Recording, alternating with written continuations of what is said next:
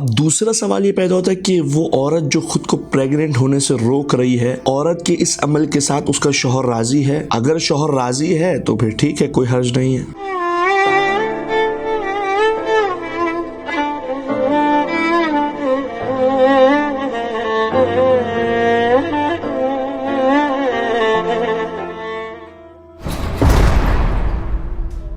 अल्लाहुम्मा सल्ली अला मुहम्मद व आले मुहम्मद व अज्जिल फरजहम व अहलिक अदवहम। सलामुन अलैकुम व रहमतुल्लाह।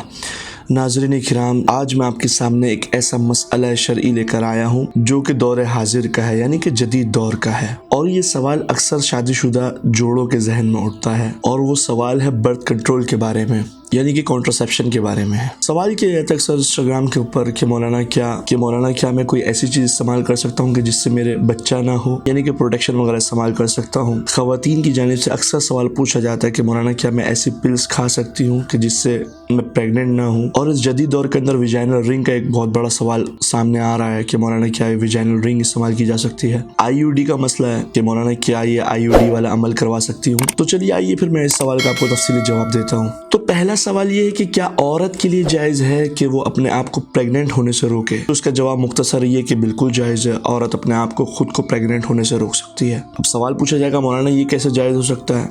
भाई फार्मूला मौजूद है, कायदा मौजूद है, कुल्लु शैइन लका हलाल हत्ता तअलमु अन्नहु हराम, कि हर चीज़ इंसान के लिए हलाल है मगर ये कि उसके हुर्मत के ऊपर उसके हराम होने पर दलील मौजूद हो, यानी कि चीज़ों की असल जो है वो हल्लियत है, बराअत है। तो पहली सूरत के अंदर तो उसका जवाब यही है कि हाँ, औरत के लिए जायज़ है कि वो खुद को प्रेग्नेंट होने से रोक सकती है। अब दूसरा सवाल ये पैदा होता है कि वो औरत जो खुद को प्रेग्नेंट होने से रोक रही है, औरत के इस अमल के साथ उसका शौहर राजी है? अगर शौहर राजी है तो फिर ठीक है, कोई हर्ज नहीं है। अब इसकी तीसरी सूरत ये बनती है कि औरत चाह रही है कि वो प्रेग्नेंट होने से खुद को रोके। औरत तो चाहती है कि खुद को प्रेग्नेंट होने से रोके, चाहे वो विजाइनल रिंग के जरिए से हो, चाहे वो IUD के प्रोसेस के जरिए से हो, चाहे वो किसी किस्म की पिल्स खाने की वजह से हो, लेकिन उसका शौहर जो है वो राजी नहीं है। शौहर नहीं चाहता कि उसकी बीवी जो है कोई ऐसा अमल अंजाम दे कि वो प्रेग्नेंट ना हो। तो अब सवाल ये पैदा होता है कि क्या इस सूरत के अंदर भी औरत के लिए जायज़ है खुद को प्रेग्नेंट होने से रोकना, चाहे वो किसी भी ज़रिए से हो? तो इसके जवाब में अक्सर फ़ुक़हा आयतुल्लाह खुई से लेकर सैयद अली सिस्तानी तक, जो कि इस वक्त मर्जिया कबीर मौजूद हैं, उनके नज़दीक जायज़ है बिल्कुल। मर्द को ये हक़ नहीं कि वो अपनी ज़ौजा को ये काम करने से रोके या मना करे। अब मिसाल के तौर पर बीवी जो है वो मुबाशरत के बाद कुछ पिल्स खा रही है या दवाइयाँ खा रही है कि वो नहीं चाहती कि प्रेग्नेंट हो। अब शौहर पूछे कि भाई ऐसा क्यों कर रही हो तुम, क्यों खुद को प्रेग्नेंट होने से रोक रही हो? तो बीवी के पास जवाब है कि मैं आपकी इस हुक्म की ताबेदारी करने पर पाबंद नहीं हूँ। तो बीवी के पास जवाब है कि आपका हुक्म मानना इस सूरत के अंदर मुझ पर ताबेदारी नहीं है। तो बीवी के पास जवाब है कि आपका हुक्म मानना इस सूरत में मुझ पर वाजिब नहीं है। मतलब आपकी इस सूरत में विलायत नहीं है कि मैं आपकी हुक्म की ताबेदारी करूं इस सूरत में, क्योंकि शौहर के हुकूक जो है वो कुछ महदूद यानी गिने चुने हुकूक हैं। मिसाल के तौर पर बीवी घर से बाहर ना निकले बगैर शौहर की इजाज़त से दरवाज़ा क्रॉस नहीं कर सकती बीवी। उन्हीं हुकूक में से एक हक़ है कि मिसाल के तौर पे जब शौहर तकादा करे हम बिस्तरी का, जिस्मानी सुकून का, मुबाशरत का, बीवी को हक नहीं है कि मना करे। लेकिन हाँ, इस सूरत के अंदर बीवी पर शौहर की बात मानना वाजिब नहीं है, क्योंकि ये चीज़ जो है ये इन तमाम हुकूक में से नहीं है। तो लिहाजा जब इन तमाम हुकूक में से नहीं है तो बीवी पर शौहर की बात मानना भी वाजिब नहीं है। लेकिन हाँ, कुछ मराजे ऐसे गुजरे जो शौहर की रज़ायत को ज़रूरी समझते थे। मिसाल के तौर पर आयतुल्लाह अली गरवी, जो आयतुल्लाह खुई के शागिर्द थे और अपने ज़माने में कुछ टाइम मरजे भी रहे हैं, बाद में सद्दाम ने उनको शहीद करवा दिया। उनके बारे में कहा जाता है कि वो कहा करते थे कि अगर शौहर राजी नहीं है तो इस सूरत में बीवी के ऊपर भी जायज़ नहीं कि वो खुद को प्रेग्नेंट होने से रोके। तो ये उनकी राय थी, इस वक्त के मर्जे नहीं है। जो उनके मुकल्लिद थे उनकी बात पर अमल कर सकते हैं, लेकिन इस वक्त के जो मर्जे आयतुल्लाह सैयद अली सिस्तानी हैं उनके नज़दीक औरत के लिए जायज़ है। तो औरत इस सूरत के अंदर आज़ाद है, वो खुद को प्रेग्नेंट होने से रोक सकती है, चाहे वो IUD के जरिए से हो, चाहे वो जनरल रिंग के जरिए से हो, चाहे वो पिल्स के जरिए से हो, उसकी मर्जी है। बिल्कुल इसी तरीके से औरत को भी ये हक नहीं कि वो मर्द को ये कहे कि तुम मुझे प्रेग्नेंट नहीं करो या तुम कोई ऐसी प्रोटेक्शन इस्तेमाल करो कि मैं प्रेग्नेंट ना हूँ। मर्द को मजबूर करे बर्थ कंट्रोल करने के लिए। मिसाल के तौर पर मुमकिन है कि कोई बीवी कहे कि नहीं मैं ये प्रोसेस नहीं करवाना चाहती, तुम जो है प्रोटेक्शन इस्तेमाल करो। तो शौहर के ऊपर भी वाजिब नहीं है कि बीवी के हुक्म की ताबेदारी करे और उसके हुक्म को माने। तो अमूमन ये दोनों तरफ जो है, यानी बीवी भी आज़ाद है इस सूरत के अंदर, शौहर भी आज़ाद है, यानी कि ये दोनों आज़ाद हैं बर्थ कंट्रोल के सिलसिले में। अगर ये कोई पिल्स इस्तेमाल करना चाहती है तो ये भी पिल्स कर सकती है। है, या वेजाइनल रिंग यूआईडी के जरिए से प्रेगनेंसी को रोक सकती है। इसी तरीके से मर्द भी आजाद है, अगर वो चाहे तो प्रोटेक्शन इस्तेमाल करे, चाहे तो प्रोटेक्शन इस्तेमाल ना करे, दोनों का अपना इख्तियार है सूरत। अब अगर इन दोनों में से किसी को मसला है, मिसाल के तौर पर शौहर चाहता है कि औलाद हो लेकिन बीवी नहीं चाह रही, तो शौहर का इख्तियार है कि बीवी को तलाक देके दूसरी शादी कर ले, या बीवी चाह रही है कि औलाद हो लेकिन मर्द नहीं चाह रहा कि औलाद हो अभी, तो उस सूरत में बीवी को इख्तियार है हाकिम शरअ की तरफ रुजू करके अगर खुला लेना चाहे तो खुला ले सकती है, या अगर सब्र करना चाहे तो सब्र कर सकती है। अब ये बर्थ कंट्रोल की जो टाइप है, मतलब टाइप ऑफ कॉन्ट्रासेप्टिव्स जो है, ये 3 किस्म की है। पहले किस्म जो है वो दवाइयों की सूरत के, मिसाल के तौर पर पिल्स है,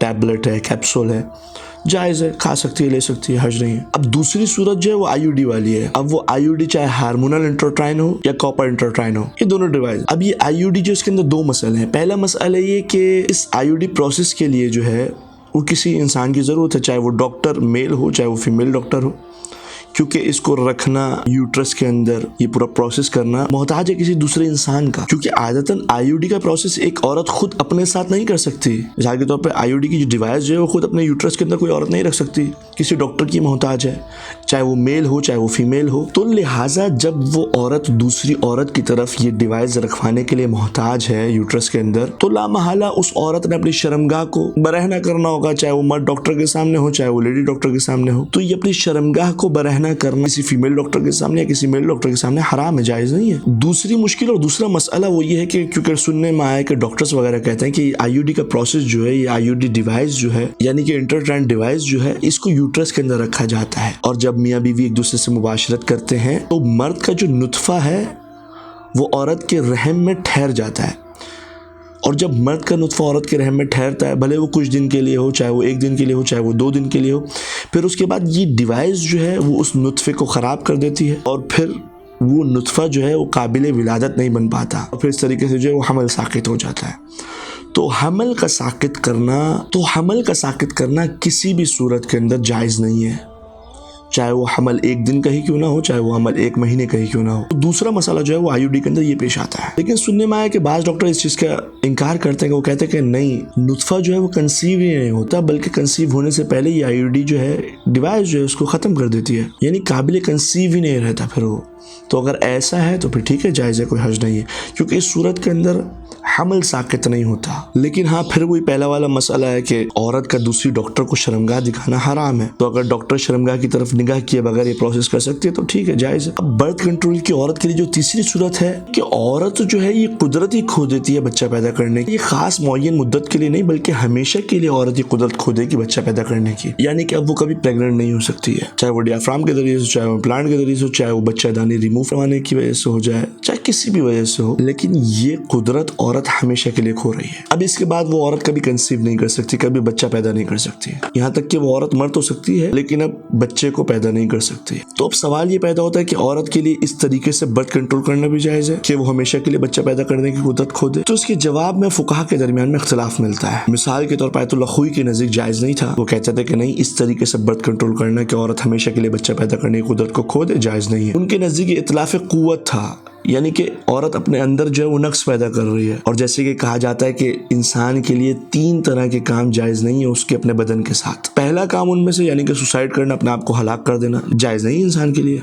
दूसरा काम अपने जिस्म के आज़ा में से कोई आज़ा काटना, जायज़ नहीं है। तीसरा काम अपने जिस्म की कुव्वतों में से किसी कुव्वत का ज़ाया कर देना, अपने जिस्म के अंदर नक्स पैदा करना, ये भी जायज़ नहीं है। मिसाल के तौर पर इंसान के ऊपर मुसीबत आई, किसी का इंतकाल हो गया या सैलाब आ गया, एक इंसान अपनी आंखों को इतना पीट ले के वो अंधा हो जाए, उसके लिए जायज़ नहीं है। तो आयतुल्लाह खुई के नज़दीक जायज़ नहीं था। वो कहा करते थे कि औरत अपने अंदर नक्स पैदा कर रही है, अपने कुव्वतों में से एक कुव्वत तल्फ कर रही है, ज़ाया कर रही है, लेकिन इस वक्त के जो मर्जे आलम मौजूद है उनके नज़दीक जायज़ है। वो कहते हैं कि हर कुव्वत का तल्फ करना हराम नहीं है। तो लिहाजा आयतुल्लाह सिस्तानी के नज़दीक एक औरत के लिए जायज़ है कि वो कोई एक ऐसा अमल, ऐसा ऑपरेशन या ऐसा प्रोसेस करवाए कि वो हमेशा के लिए बच्चा पैदा करने की कुव्वत खो दे, जो कि इस वक्त के सबसे बड़े मर्जे हैं, आलम है, दुनिया जिनकी तकलीद करती है। तो लिहाजा हम आलम के फतवे के ऊपर अमल कर सकते हैं। हम परवरदिगार की बारगाह में दज़्वा दुआ मालिक के हमें फ़रामीन आले मोहम्मद अलैहिस्सलाम पर अमल करने की तौफीक अता फरमा, और आप नाज़रीन सवाब की नीयत से इस वीडियो को दोस्त अहबाब के साथ शेयर कर सकते हैं। और अगर आपका भी कोई ज़ाती सवाल है तो इंस्टाग्राम गरवी टॉक्स के ऊपर या नीचे कमेंट बॉक्स के अंदर पूछ सकते हैं। अस्सलामु अलैकुम रहमतुल्लाह।